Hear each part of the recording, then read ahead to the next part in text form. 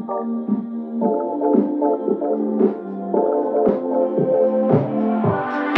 miss that sexy smile. Hello Makati.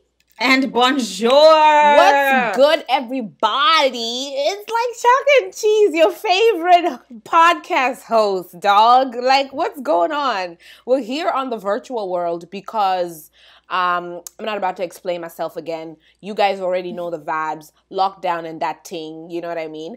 Coronavirus.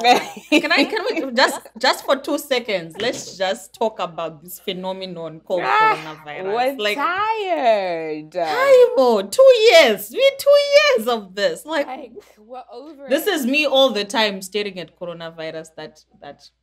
Like, can you proceed? Can to you leave? get out of here? What the hell?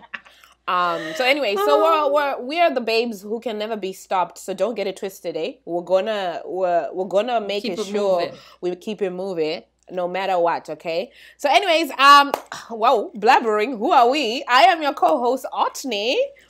And I am your other host, Ruvi. Yeah, and we are like Chalk and Cheese, and we're so happy to be back on your screens, guys. Let's get right into it because juice is flowing. Let's go ahead and talk about what we're talking about today. Because let me tell you something, the girls are pissed. Yeah, the girls are not happy. We're over it. The Today girls. we're angry. Today we come to you with anger. Okay? This face is an angry face. Violence today. We came with violence today. You're not ready. But anyways, let's what's the topic? The topic is about, it's really cool because like we're poets. Yeah. So the topic says to be or not to be made up. That is the question. Okay, so you're probably like, what does that even mean? Like, what are we talking about? To be or not to be made up? So basically what happened was I was on my Snapchat because everything just kicks off on Ruby's Snapchat. It be That's where it's popping. at. Yo, if you guys don't follow my girl on Snapchat, I don't Don't know. follow me on Snapchat. I don't know what you're doing. You see your life. You see your life. But yes, on my Snapchat, I basically came on one day, no wig, no makeup, fresh face. Like literally Vaseline was all I had on my Not face. one day, And a few days, because I do it every day. Because what is real life? Okay. I do it all the time. But anyways, I showed up this one day and this one of my followers came to me in the DMs and was like, hey girl, okay, I'm gonna tell you exactly how she said it. So I'm gonna read it. She said, why do you come all up in here all the time with no makeup and no wig? Do you not feel embarrassed since you have such a large platform? I would never do what you do because it's not a good look and it will give your haters something to talk about. So I Let was them like, and then, and We were like, like, what is going on? Like, okay, so after this, I remember I was talking to Otni and I was like, why is it a big deal that I show up on my platform? My social media, mine. It's not yours. It's not anybody else's. It's mine. Without makeup, I don't care. Like, why is she so triggered? But she was like, oh, you're giving your haters something to talk about. So she's basically saying me not looking beautiful enough is giving my haters something to talk about. According to because her I even standards. remember, you know what? I even remember thinking to myself when I saw you with like the cornrows and all these things. I was like, wow, look at a natural babe. Just in your state, in your, in doing your thing. And I was just like, I just love this. Like, you're just, you know what I mean? Like the confidence and just no pressure. And that is exactly the way life is literally today, as in, imagine, and then imagine your Snapchat. You literally, when something comes up, you're already on there. Can you imagine thinking about going to go put on makeup every single time you need to stop That I must do eyeliner and eyeshadow and eyebrow before I come and talk to people. Are you Please. joking? Are you It's joking? a lot of work. It's a lot of work. No ways. So then we were there and we were like, but girl, why are you triggered? What does these kinds of societal norms about beauty, where do they actually stem from? Because let's get digging into it. Where do they come from? That we must be made up, we must be on top. Because right now, there's also the trending topic about, don't get out of your house wearing a bonnet. Like, don't black women stop wearing a bonnet out of your house. It's not professional. First of Says all, I'm going who? to the Sobeys, okay? We're not encouraging that we must be in professional places with our body, but in just an environment of living human beings. Why is this a problem that in your heart it's heavy? So much so that now you gotta tell the whole world of black women, don't wear bonnets outside your house. I mean, Like, what's wrong?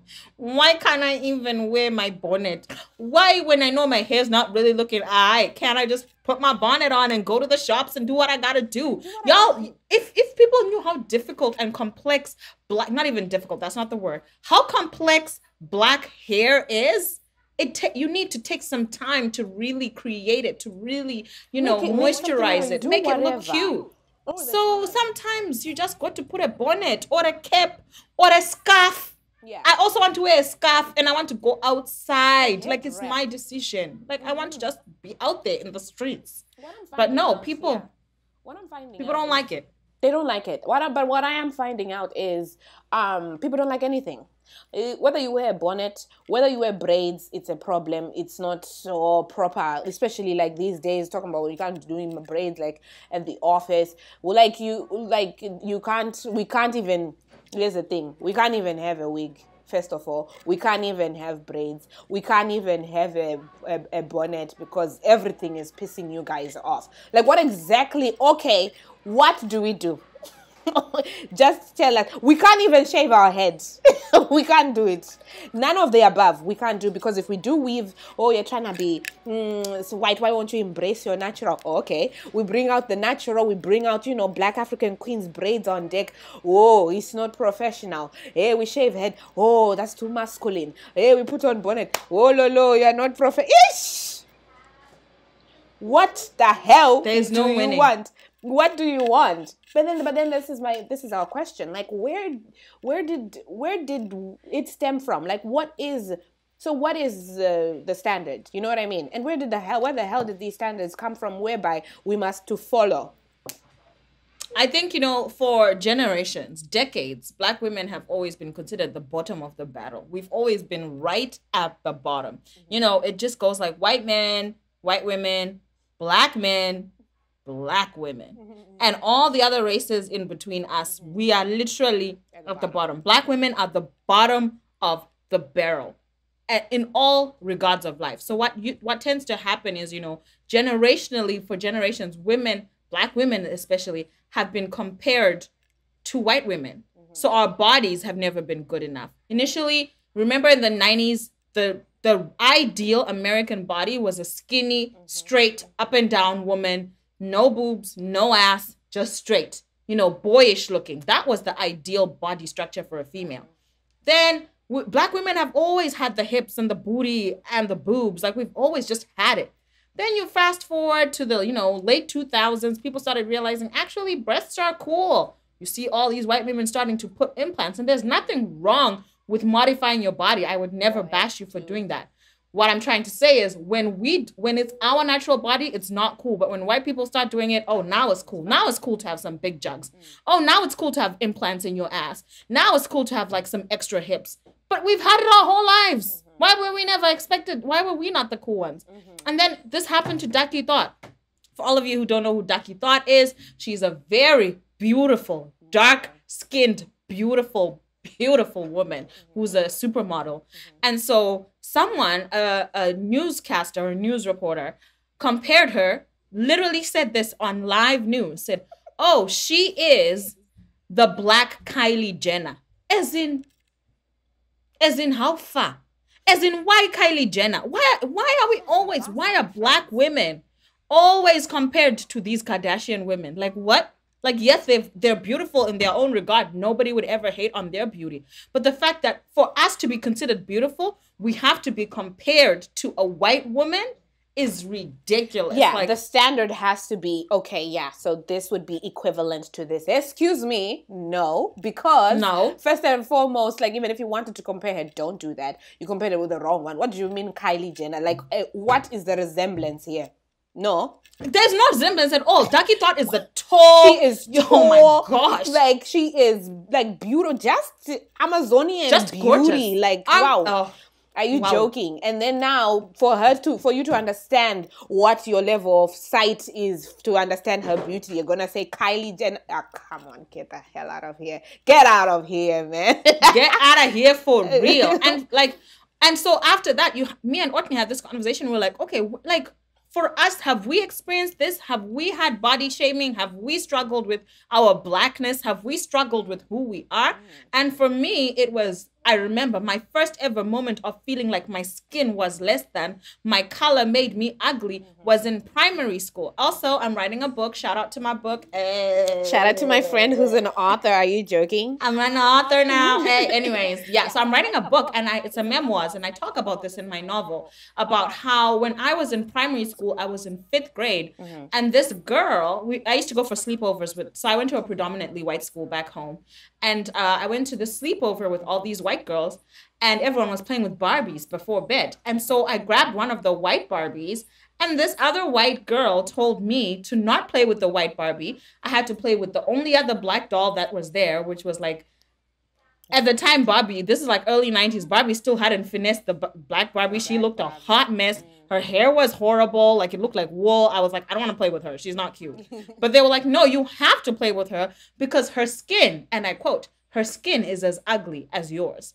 That's the first thing I was told by a white child in my school. So, excuse me. Joking. How am I supposed to feel in 5th grade? I went home looking at myself like, wow, yes, my skin is actually ugly. Like, Are you joking? No like way. you're analyzing yourself like, Like, no ways. Oh, I can like that never was my imagine. first struggle with my blackness. And then fast forward to now as an adult, where people come in my Snapchat, come on my Instagram, talking about, oh, you're not professional enough, or you don't look good enough, or why are you in your cornrows? Like what? I've been dealt with that since I was a kid. I'm over it. I had to get to a point to be like, actually, I'm the baddest, most beautiful bitch I've ever seen in the freaking mirror. Get the fuck out of here. What you talking about? Out of here. And I see it. I didn't, and I used to tell myself that, but not really conceptualize it until I gave birth to my daughter. Ooh. If you guys don't know my daughter, that young thing,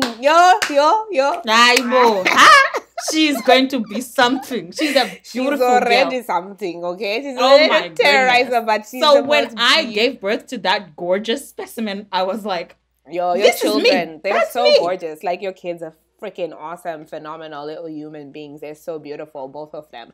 I was just like, and yeah, I get that. But then, it's one of those, like, yeah, that was harsh though, because 5th grade, that was harsh for you to grade. No, that's too much.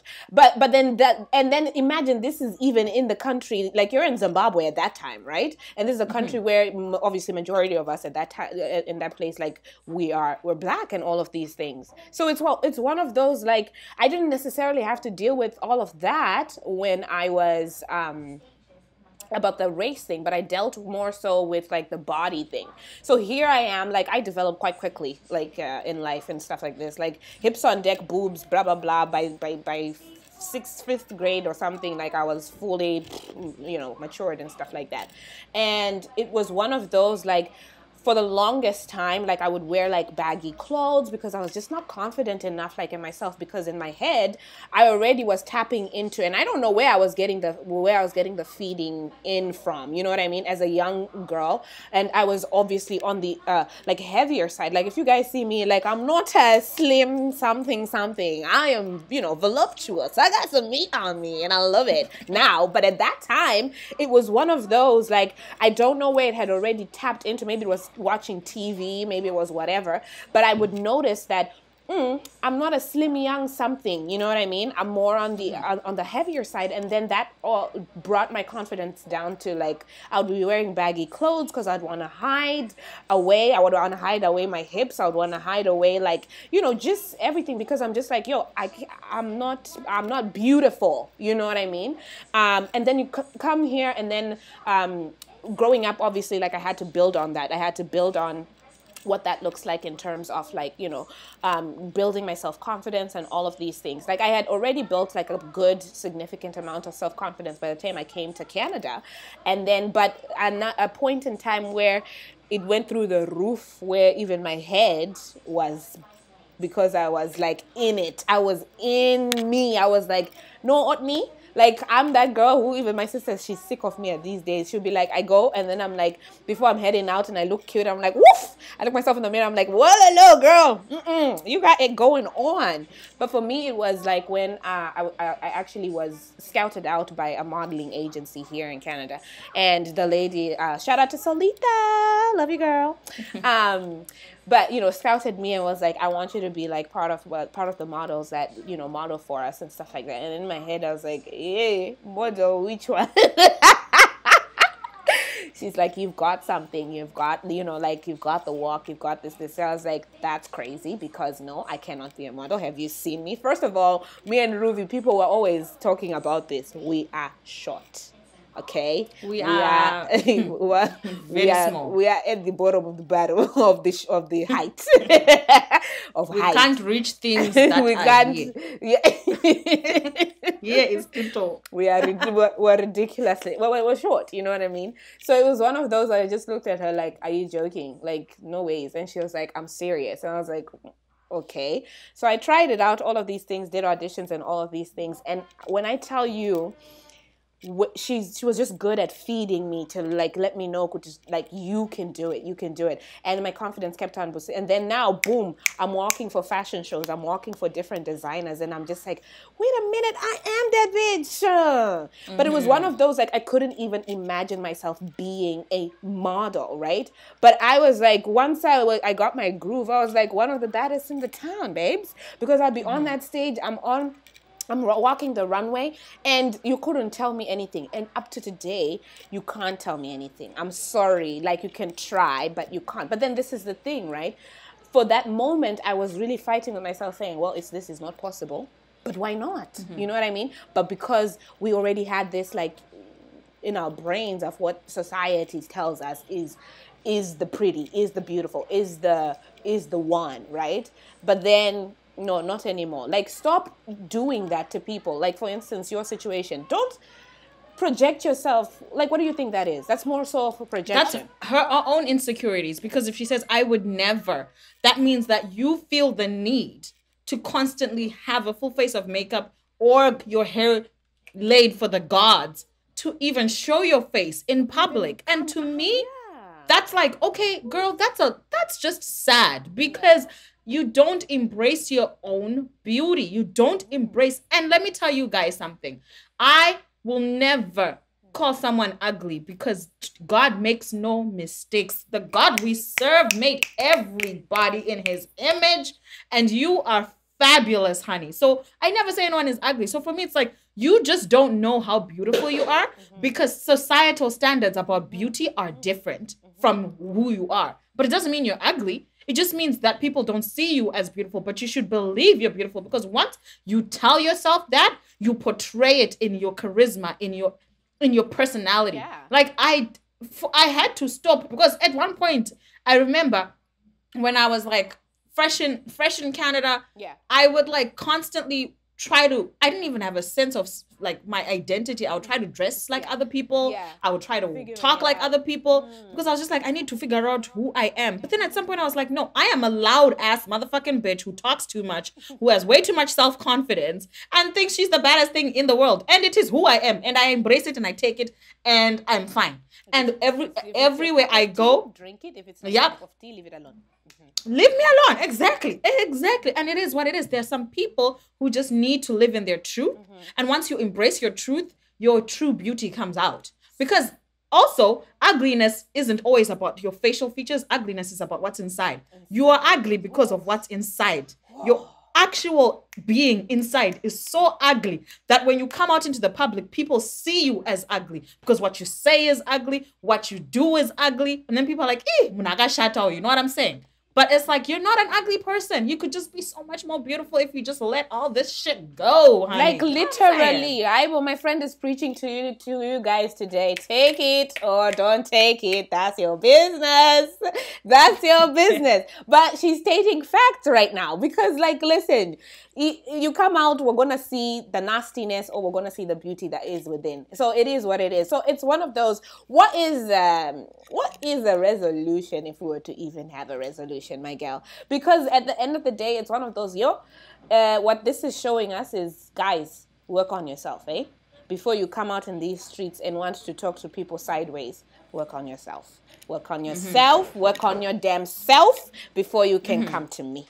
Okay? Before you can come and talk nonsense. Work on yourself, because once you do that, like we said, the confidence within you and all of these things, you know, once you hit a sweet spot of your own self, you actually don't have time to notice other people's what you would say flaws. You won't have the time. You won't, because you have well invested in yourself to know your beauty, your whatever, your standard, your what you like, and all of these things. And it's so interesting, and you embrace it enough for you that when you come out and you talk to people, you're not gonna, because what that is you embrace everything. You embrace the good, the bad of yourself. And when you're able to do that for your own self, you're able to do that for other people. Do you know what I mean? So it's one of those, work on yourself, guys. Work on yourself. Well, what do you...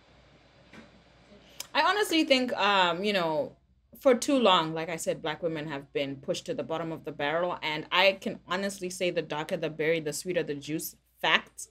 So your dark skin is beautiful. And like I said, God makes no mistakes. Every single race that God made, he did it intentionally because he wanted to show the difference and beauty of every single person on earth. So people need to just stop trying to be the best whatever that society puts out there. This has been happening prior to social media, because even in the 90s, women still had problems like body dysmorphia with bulimia, and, you know, that's because of magazine covers. You would see the woman on the magazine is so much more different to who you are. But that's not real life. Real life is not social media. Real life is not what you're seeing in, like, you know, on magazines. Real life is you in your authentic self. In your true self, you are real life. So all I can say to people is just take some time to fall in love with yourself. Take some time. Take the time, babes. And I say this even on my, because I do some like sex talks with women, and I got different grinds, people. Let me tell you right now. I do some sex talks with some women. And in my sex talks, my one-on-one sex talks with women, where I educate women about, you know, how to basically enjoy sex. I also, one of my lessons is that women need to take a look in their mirror and look at what you consider a flaw of yours and say something positive about that flaw. So stop saying something negative, because what you speak is what you are. So instead of saying something negative about this body part that you don't like, you should say something positive. So for me, everybody knows my arms have always been my most weird part of my body that I wasn't comfortable with. But I always say to myself in the morning, I look at my arms and I'm like, yo, these arms have carried children, have brought life into the world, they feed people. I make food for people. I do amazing things with these same arms. So you need to speak positivity about yourself in the mirror first. Don't seek for validation from nobody else. You seek for validation from your damn self. And trust me, it will just start. And that's what, and then it'll just start projecting onto, yeah, exactly. It's what will then project out of you. So, for instance, in this case, that the girl was, you know, going after my friend like a crazy person, we can already see the battles you're going through inside yourself. So, baby girl, here's a message to you from us: work on your damn self. Work on your damn self, guys. A good takeaway. Just work on your damn self. Anyways, tell us, guys, in the comments. You know we like to interact. You know when we're deep in it, because we were deep in it. That was today we were deep. Because today we chose violence. But let us know, guys. Like, and also let us know from the aspect of when people actually do that. What do you think is like? What do you think they're going through, or they actually mean it and they actually fine and actually think they're actually okay and they are better than everybody in the world? Like, what are you guys' thoughts on this matter, and what are you guys' thoughts on these standards of beauty that are just out there, and like, what's your take on them? So yeah, let us know in the different platforms. We are everywhere, guys. We stream on all streamers in terms of like our podcast, and you'll find us. We have our website, and you'll find us also on our YouTube. So wherever it is, interact with us and let us know your thoughts on this. This was a lovely little ranting thing. While we were ranting, we were pissed today. We're You have pissed triggered us. today. So, but you know, it's always, you know, it's always love from us anyway. So guys, I'm gonna close this one up. I am your host, Otane. And I am your other host, Ruby. Thank you guys so much for listening, and we can't wait to see you again next time.